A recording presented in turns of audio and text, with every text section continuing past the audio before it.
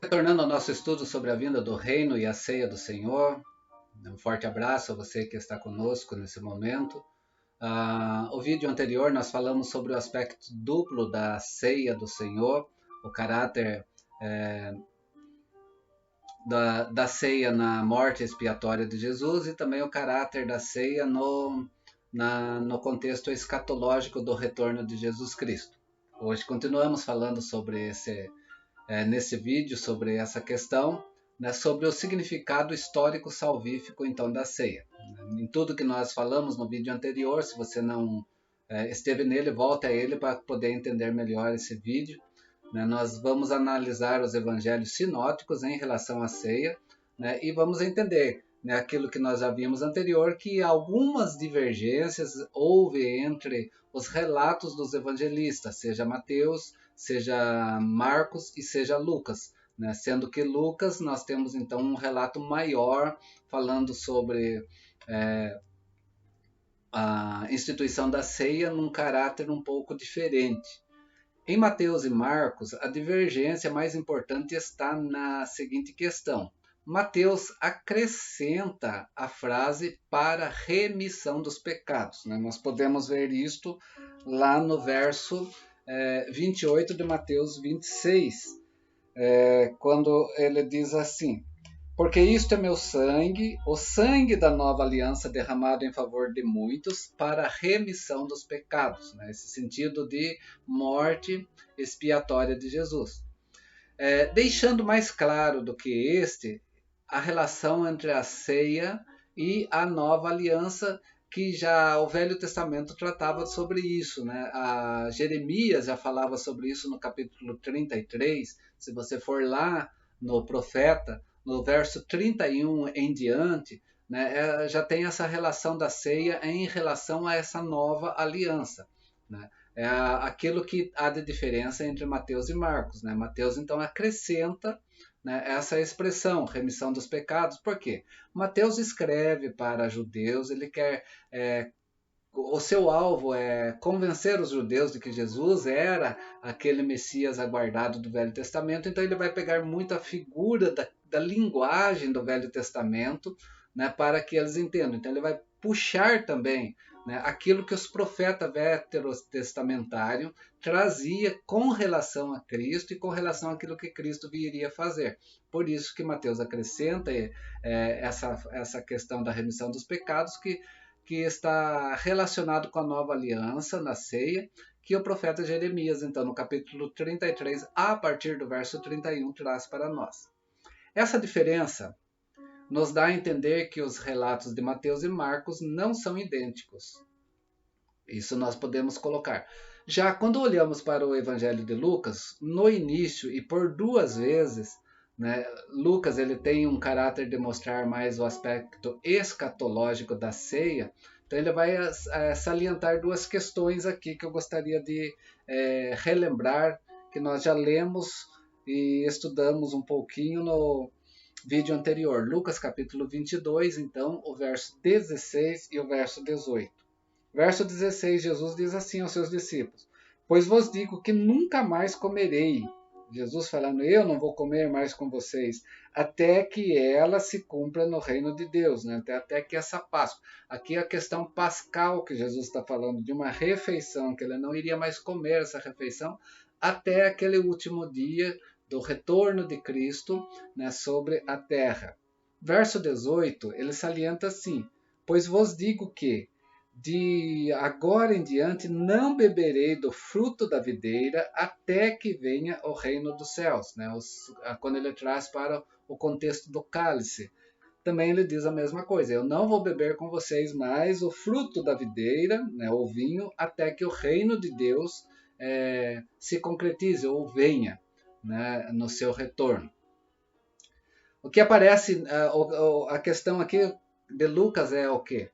Que Mateus e Marcos falam disso uma única vez, né? E no fim dos seus relatos. Né? Isso mostrando que também há uma diferença entre Mateus, Marcos e Lucas, porque Lucas não vai tratar desse assunto de uma só vez, ele vai tratar de duas maneiras diferentes e não vai ser só no fim. do seu relato, porque nós vemos aqui no relato da ceia, já no início, Lucas falando sobre essa conversa de Jesus com os seus discípulos. Por isso essas palavras contidas em Lucas, capítulo 22, traz para nós umas diferenças. Principalmente, olha, continuando, verso 19, a parte B do versículo. Eu vou ler ele todo. E tomando o pão, tendo dado graças, partiu e deu dizendo: Isto é meu corpo que é oferecido por vós, fazei isto em memória de mim. E o verso 20. Semelhantemente, depois desse ar, tomou o cálice, dizendo: Este é o cálice da nova aliança do meu sangue, derramado em favor de vós. Né? Da onde que Lucas traz esse relato mais longo em relação à instituição da ceia em Jesus? Ele traz porque Lucas vai escrever o seu evangelho. Não vamos esquecer que ele faz um tratado teológico, que ele escreve para gregos principalmente, né? E nós temos Lucas junto com Atos, porque ele escreve um só relato, e ele diz o quê? Que ele fez uma acurada investigação, né? E nessa investigação, então, ele escreveu, né, para trazer toda a história para Teófilo. Se Teófilo era uma pessoa, nós não sabemos. Se a expressão Teófilo quer dizer os filhos de Deus no sentido dos gregos, né, uma linguagem romana que nós temos aqui, uma linguagem greco-romana que nós temos aqui, então nós não sabemos, né? Mas ele escreve, né, com um alvo. O alvo são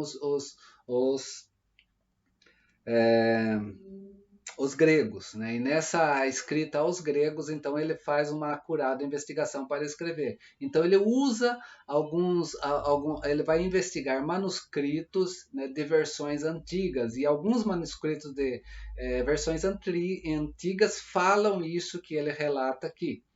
Por essa razão e outras razões, então, conforme nós vemos com relação ao escritor Lucas, né, a esse cientista que escreve, convém aceitar então a leitura mais longa de Lucas como sendo original. Né? E olhando para isso, nós vamos ver que Paulo vai pegar como referência Lucas. Né? 1 Coríntios, que eu só falei no vídeo anterior, mas eu gostaria de ler aqui agora, quando Paulo fala sobre a ceia do Senhor, no capítulo 11, verso 24 e 25 de Corinto, na instituição da celebração da ceia do Senhor, ele diz assim: E tendo dado graças, vou pegar o verso 23 para entender melhor. Porque eu recebi, Paulo falando, do Senhor que também vos entreguei. Ele está ensinando que o Senhor Jesus, na noite que foi traído, tomou o pão. Aí sim. E tendo dado graça, partiu e disse: Este é meu corpo que é dado por vós, fazei isto em memória de mim. Por semelhante modo, depois de haver ceado, tomou também o cálice, dizendo: Este é o cálice da nova aliança do meu sangue. Fazei isso toda vez que o beberdes, em memória de mim.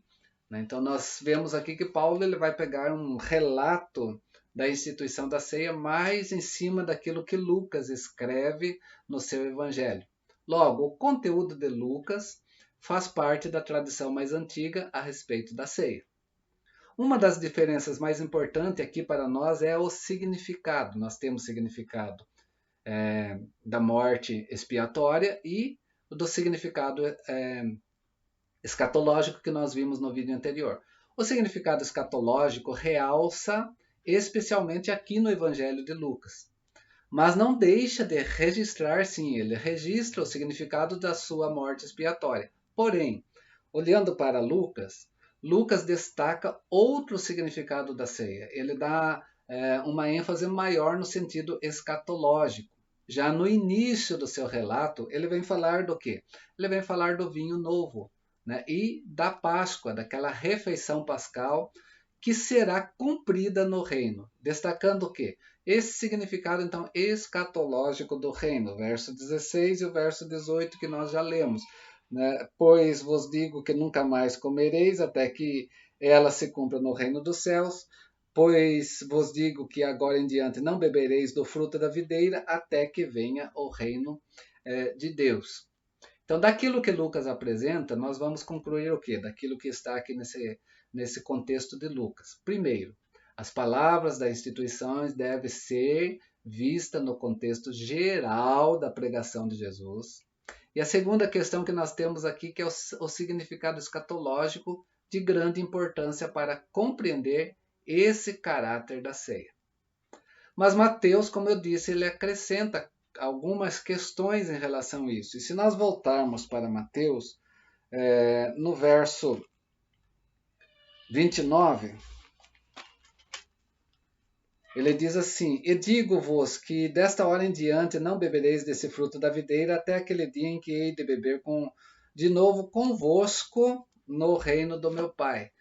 Ele acrescenta essa expressão convosco, Mateus nesse caso, Jesus falando. Porque Jesus, depois em Mateus, vai terminar quando ele fala na grande comissão ali, ele fala que eis que estou convosco todos os dias até o fim, levando esse caráter também de continuidade aqui no momento provisório. Por quê? Porque Mateus ele pega essa palavra convosco naquilo que Jesus que ele fala no início lá do seu capítulo 1, quando ele fala da genealogia de Jesus, e na genealogia de Jesus ele fala que Jesus seria chamado Emanuel, e Emanuel quer dizer Deus conosco. Então por isso que Mateus também tem essa força nessa expressão dessa palavra, que ele acrescenta aqui nesse momento da ceia, Jesus falando. Deixando também mais claro do que Marcos, que Jesus aqui visa o quê? A sua reunião com os discípulos no reino futuro. Marcos, se nós formos de volta para o texto, no capítulo 14, verso 25, ele diz assim: Em verdade vos digo que jamais bebereis do fruto da videira até aquele dia em que hei de beber de novo no reino de Deus. De novo com quem? Convosco, aquilo que Mateus traz para nós, que também tem esse caráter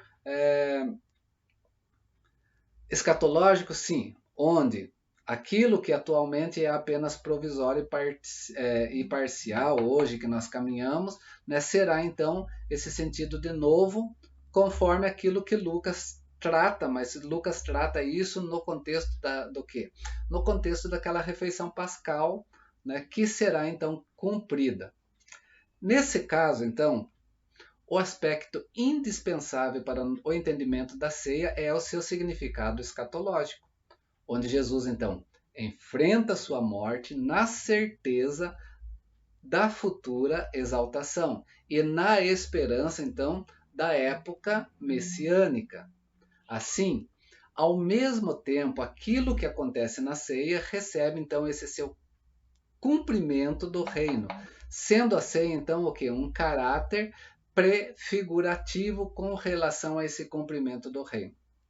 Aquilo que será no reino, que será a satisfação, que será a alegria, então já encontra o início desse antigozo quando? Quando nessa reunião, em torno da mesa, no sentido da ceia do Senhor. Por isso que uma das coisas que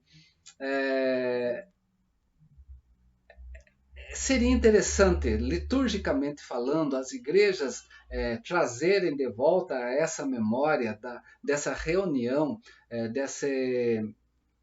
desse contexto em torno da mesa do Senhor, que é a comunhão, onde o comer e beber no reino é início e terá o seu cumprimento, pudesse estar presente na vida da igreja de forma litúrgica. Hoje nós temos, vamos falar, o púlpito na vida da igreja, sempre está ali, central, porque a palavra de Deus está ali também de forma central, sendo trazido ao povo, mas em muitos momentos nós vemos o quê? A mesa do Senhor deixado de lado, ou até mesmo só colocado no dia do momento da ceia.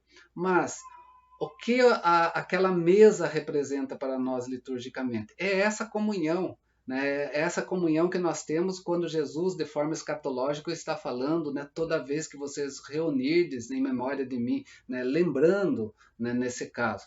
Então eu creio que deveríamos dar mais valor hoje também, de volta né, a nossa forma tradicional de termos a mesa do Senhor presente na ceia, porque ela mostra a comunhão, o centro da comunhão, assim como o púlpito mostra o centro da pregação, né, que hoje é deixado um pouco de lado, ou até mesmo é um móvel que é usado para tantas outras coisas que não relacionado a esse momento de relembrar, né, toda vez que estar reunido em memória de mim. Aquilo que será no reino, então, satisfação e alegria, então, está dentro desse momento da mesa do Senhor, né, que deveria estar presente no culto a Deus. Né? O culto a Deus é satisfação e alegria, mas, vamos falar, a comunhão da mesa do Senhor, às vezes, é um pouco apagada nesse momento na nossa memória. É lembrada, sim, só no dia da ceia do Senhor. Na ceia, então, que inicia aquilo que se cumpre o reino, o interessante aqui é que aquilo que Jesus dá e aquilo que ele ordena tem a forma de uma refeição. Por isso, o caráter da Páscoa que Lucas traz para nós. Né? Que na pregação de Jesus está figurado o quê? Tudo aquilo que eles entendiam e lembravam do Antigo Testamento e do judaísmo mais recente, para designar o quê? A alegria e a salvação do reino. A mesa do Senhor, ele tem esse caráter de mostrar isso. Por isso que a mesa lembra essa refeição. Por isso que a mesa do Senhor, então, se faz presente nesse caráter de alegria, nesse caráter de salvação, da presença do reino entre nós, mesmo que provisório agora. Alguns textos para nós entendermos isso. Mateus capítulo 8, o verso de número 11, ele diz assim: Digo-vos que muitos virão do Oriente e do Ocidente e tomarão lugares à mesa com Abraão, Isaque e Jacó no reino dos céus. Esse caráter de relembrar aquilo que era prefigurado nessa refeição que a mesa traz lá no Velho Testamento. O verso 22 de Mateus, ele vai trabalhar esse aspecto a partir do verso 1 também. Né? Você pode pegar e ler lá sobre a parábola das bodas, quando Jesus começa a falar do reino dos céus, e ele vem falar sobre esse momento de estar diante de uma mesa. Né? O caráter do reino de Deus presente e a alegria de estar, né, dentro dessa refeição com o Senhor. O capítulo 25 também da parábola das 10 virgens, que vai falar da mesma forma. Né? Lucas capítulo 13, verso 28 e capítulo 22, verso 30, vem falar sobre essas questões concernente ao quê? Concernente a estar diante da mesa de uma refeição, mas todos esses aspectos têm um caráter de lembrar do reino de Deus presente em nós. Assim então, meus queridos, a reunião dos discípulos nessa época para participar de uma refeição, que Lucas vem tratar para nós aqui de uma forma mais acentuada, né, expressa o quê? Expressa então na participação comum, né, dos discípulos na alegria então desse reino vindouro. Por isso o caráter escatológico do reino que nós vamos ter aqui conosco. Nas palavras também de instituição, nós vamos ter o que? Corpo e sangue derramado. Jesus então deixa claro que o ponto de partida e o conteúdo do comer e beber é sim a sua morte. Nós temos isso nesse caráter então de morte expiatória. Né? Base e segredo do que? Daquilo que ele proclama como na dispensação de cumprimento, que entrou na sua vinda com o reino já chegado. Né? A morte expiatória vai acontecer nesse momento também, né, desse contexto de Jesus. Por isso que na refeição, então, baseada na morte de Jesus, a igreja já participa da salvação do reino. Ela já está, esse caráter de salvação, esse caráter de reino já se faz presente, mesmo que provisório, no qual onde os poderes do mundo vindouro, o dom celestial e o Espírito Santo, então, são distribuídos e já são provados entre nós. Hebreus capítulo 6, verso 4 e 5 vem falar sobre essa questão dos poderes do mundo vindouro, né? Do experimentar do Espírito que nós já temos presente aqui, né? Nesse caráter provisório do reino ainda. Mas o fato é que a referência ao reino vindouro não quer indicar, em primeiro lugar, esse caráter de cumprimento, ou seja, de prefigurar, mas esse significado provisório que nós temos então na ceia do Senhor. Olhando novamente aqui para o Evangelho de Marcos, no capítulo 14, verso 25, nós temos a seguinte expressão: em verdade vos digo que jamais beberei do fruto da videira até o dia em que hei de beber novo no reino dos céus. Né? Jesus declara aqui o quê? Que daqui em diante, naquele momento que Jesus está com seus discípulos, ele não vai mais participar na refeição aqui, neste momento provisório que nós temos. Ele participará de novo, diz o texto, de novo, ele vai participar com seus discípulos. Mas quando? Somente no reino de Deus, ou no seu retorno, quando o reino se torna definitivo, né, sobre a história salvífica de Deus. Assim, então, teremos que entender o que? As referências escatológicas que estão na ceia do Senhor, como também o que? Naquele momento de Jesus com seus discípulos, diante daquela mesa, eram palavras de despedidas. Agora, se nós trouxermos isso de volta para Lucas capítulo 22, verso 15 e 16, nós vemos a seguinte questão.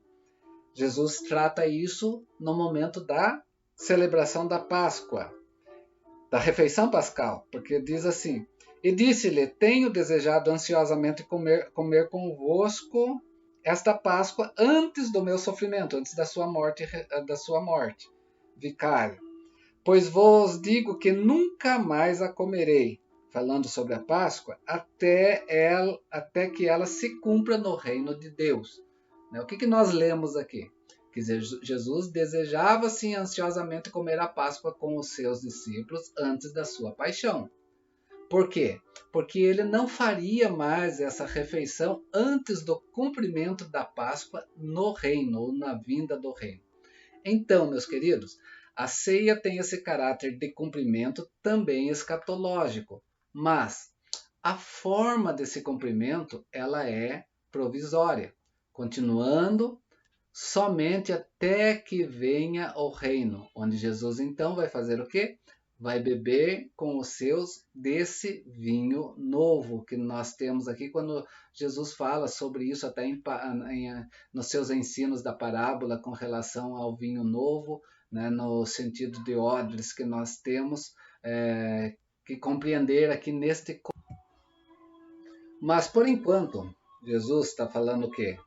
Jesus está ordenando para que nós, vamos falar agora, o contexto de igreja, participe desse cumprimento escatológico, que veio com ele, sim, de forma provisória, na sua vinda, né, e que concretizará no seu retorno. Assim, então, o significado específico que a ceia tem na história da salvação, nessa história da salvação que nós vivemos, não é escatológico. É a importância que Jesus atribui, então, ao pão e ao vinho que ele oferece, então, ele profere aos seus discípulos na ceia, relacionado com a sua morte, no aspecto, sim, escatológico de caráter de despedida, que nós temos aqui, né? Porque ainda nós estamos nesse período salvífico de Deus, né? E nesse período salvífico de Deus, né, a morte de Jesus, né, esse caráter de sacrifício de Jesus, morte expiatória, ele está presente, né? E aonde Jesus fez o quê? Jesus fez uma pausa com os seus discípulos, que ele subiu ao céu, então caráter de despedida, e que ele retornará para continuar o quê? Para continuar aquela refeição que nós temos, e Lucas falando então sobre o sentido pascal da refeição que nós temos. Então, na ceia, então, é proferido o quê? Toda a salvação dada em Cristo, fundamentada onde? No seu corpo e no seu sangue derramado por nós. Mas, em segundo lugar, então, aquilo que Cristo nos proporciona é orientado o quê? Para uma reunião futura que haverá, onde ele, com os seus ou com a sua igreja, né, comerão e beberão no reino já de forma definitiva, né, num caráter permanente. Então, na ceia são evidentes o que? O cumprimento tanto provisório, né, que é o período que vivemos, assim como a ceia é uma refeição salvífica, porque ela é fundamentada na morte de Cristo. Então, esse é o caráter provisório que nós temos ainda. Baseado o quê? Na sua morte, a ceia é comida e bebida dos discípulos, mas é uma refeição, é uma comida e bebida somente neste intervalo, né, na questão salvífica da ceia que nós temos em relação à morte de Jesus, né, que está entre o cumprimento e a consumação. Então, o que nós vemos que a ceia é a proclamação da morte do Senhor até que ele venha, conforme Paulo escreve lá em 1 Coríntios capítulo 11, verso 26. Isso tudo não diminui em nada esse elemento escatológico. Por quê? Pois este já está implícito na morte de Jesus Cristo, né? Mas proporciona um caráter de uma refeição comunitária que Cristo ordenou, né, na sua partida, esse caráter que deve estar presente dentro de um contexto cultico, de uma reunião que nós temos na presença de Deus, para nós, nesse caso, os discípulos e hoje a igreja, né, num sentido vindouro, na época em que ele estará fazendo o quê? Separando os seus. Ok? Esse é o caráter que eu gostaria de estar mostrando para vocês aqui hoje, né, desse significado então histórico, salvífico da ceia, né, que é provisório, que está permanente em nós ainda, né, de forma provisória até que Cristo venha, né, onde nós teremos então aquela realidade daquela refeição que nós teremos com Cristo, já não nesse sentido de morte expiatória, porque esse período daí sim termina e nós vamos ter o quê? Aquele momento festivo de entrada no reino de Deus de forma permanente com Cristo, ok? Espero que tenha compreendido isso, né, e que nós possamos prosseguir entendendo a questão da ceia do Senhor. Ainda vamos falar no próximo vídeo sobre esse caráter de vinda do reino e a ceia do Senhor, agora no caráter do procedimento, né, como se dá, né, na ceia do Senhor. Quero encerrar esse momento só lendo novamente os versos 26 a 28 de Mateus 26. Enquanto comia, tomou Jesus um pão, abençoou, partiu e deu aos seus discípulos, dizendo: Tomai e comei, isto é meu corpo. A seguir tomou o cálice, tendo dado graças, deu aos seus discípulos, dizendo: Bebei dele todos, porque isto é o meu sangue, o sangue da nova aliança derramado em favor de muitos, para a remissão dos pecados. Esse caráter provisório da ceia que nós temos dentro de um contexto escatológico que Lucas traz para nós. Essas são as diferenças que nós temos então aqui, que nós vemos nos relatos desses três evangelistas, mas dando o quê? Esses dois sentidos com relação à mesa do Senhor, com relação a essa refeição, né, no sentido de ceia provisória, e na refeição permanente com Cristo, quando da sua vinda, do seu retorno, desculpe, aqui na terra, para levar os seus para as bodas do Cordeiro. Essas bodas, né, essa festa que nós vamos ter. Então, quando nós estamos na presença de Cristo, nós não podemos esquecer desse caráter da mesa do Senhor, que retrata então a comunhão que nós devemos ter sempre, né, nessa alegria. Por isso, volto a dizer, a mesa, no sentido litúrgico, ela deveria ser também permanente dentro do nosso contexto cultico a Deus, porque relembra tudo isso, traz isso à nossa memória, quando juntos estamos, né, celebrando esse caráter provisório da morte expiatória de Jesus, que nos garante a salvação, mas também relembrando e aguardando esse momento permanente no caráter escatológico da refeição que vamos ter com Ele, né, quando juntos estivermos celebrando as bodas do Cordeiro. Que Deus te abençoe, que possamos compreender isso, né, que algumas coisas que vão ficando para trás, parece que vão perdendo um pouco o efeito na nossa vida. E podemos voltar novamente a essa mesa eucarística, né, a mesa da ceia do Senhor, olhando para esses aspectos, dentro de uma necessidade cultica a Deus que devemos ter todas as vezes que reunirmos em memória dele. Deus assim seja conosco. Forte abraço desse irmão em Cristo. Até o próximo vídeo que estaremos ainda trabalhando esse contexto.